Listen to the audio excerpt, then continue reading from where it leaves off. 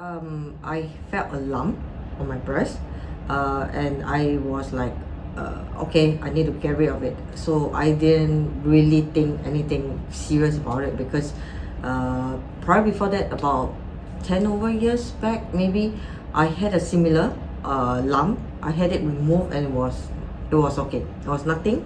So I thought a similar one occurs. So I was just like, okay, I went to the hospital. I said I want to remove a lump.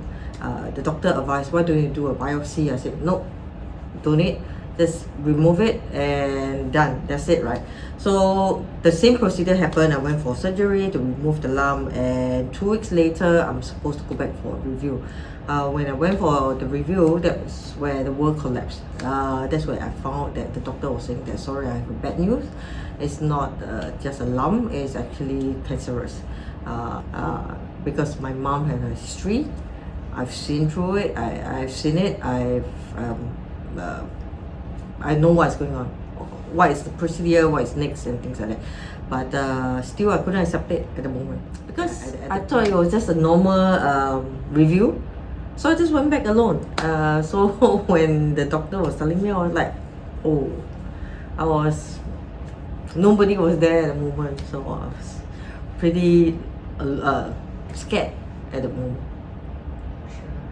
because of what happened to my mom.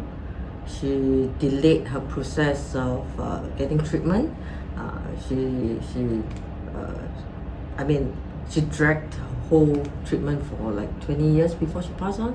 So my dad did not want to see the same thing happen to me. So which is why when the minute I called my dad, I said, please listen to the doctor.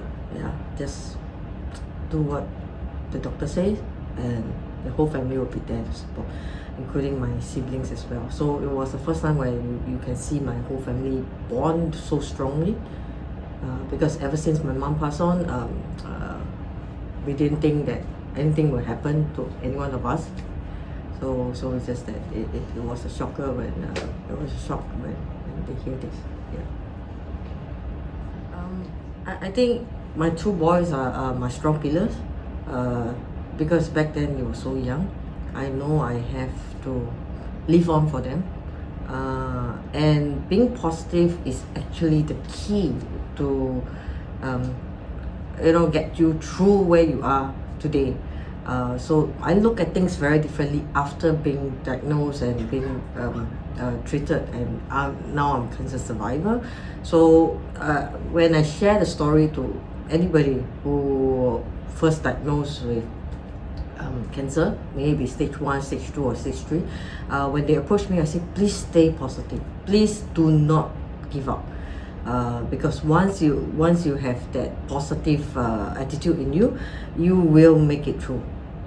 And with, like I said earlier on, with the support of my family, you can go through this together with your family. Yeah, you are not alone. And HR came in and we had a chat. I say, look, I need minimum 3 months off, 3 to 4 months for my whole treatment, chemotherapy plus radiotherapy. I said I need minimum 4 months off. So how we going to move about it? So HR will come back with a scheme and say, look, you can only wipe out your hospitalization leave, which is about 60 days. I said that's not enough to cover totally. The company, the MD back then was very nice because I worked with him for many years after that, before that. So what he have done is that he said, it's okay, you just rest at home. You don't need to submit your medical leave. With that, I said, okay, if I'm okay, I will work from home. I'll try to work from home if I can. Because they are still paying me the same payroll, not deducting any leaves or any package at all. So I still get a full package every month. So that's why in return I said I'll try to work. But during the chemotherapy, I can only work a certain period of time. I can read a little bit of email, but I try not to do too much work, because every chemo there will be a downtime where I'm totally dead for the couple of days. So I couldn't work at all. The chemo took me 3 months only, because mine is stage 1 cancer. So I do not need to do like 8 session, 12 session will drag for about a year minimum. Mine is just 3 months, so that's why I say very grateful to the company because it's only 3 months off.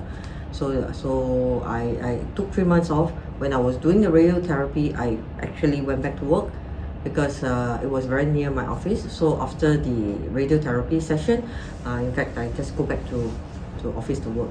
But I do hear others, but probably have to take no pay leave. Yeah, just to cover, because it can be a long treatment, but thankfully mine is just at 3 months. So yes. because I'm a sales, so somebody else cannot cover my job, right? So it's a client face-to-face meeting, closing deals, opportunities. You need to close some opportunities. So if you pass to another sales, you lost the client indirectly, right? So it doesn't belong to you anymore, and you need to follow up with the client constantly. So if it's more than 6 months, I think it's really a very different case. So I would not say, I would just say that my case was pretty unique in that sense. So things are very different now, compared to days where people are just approaching you and say, hey, we have this package, you want to listen. But now it's say, sorry, I'm a cancer survivor, I don't think I'm covered. You're able to cover me unless your terms and conditions, you're able to cover cancer survivor. But for me, I think because it's after 7 years already, it may be different. There are some coverage where they cover cancer survival as well. I was married back then, but after that, the following year, I actually divorced already. So now I'm a single mom. The more I need to be healthy, the more I want to stay positive to to raise my 2 boys. Yeah. I look at things very differently now. Like I say, beginning of my speech, I say previously it's like there's no tomorrow. You just live life to the fullest. Now, yes, still, but you want to slow down your pace. You want to enjoy life now. You want to just stay focused and look at things differently and try to help people who has gone through the same stage with you and they are very lost. In fact, I do receive quite a number of calls from friends. They heard about my story. They will say, can you share more? Can you speak to my friend? I say, no worries, you pick up the phone, I can share my story. But I just not openly to the public, but I'm okay to share because it is a difficult time if you don't have your family support.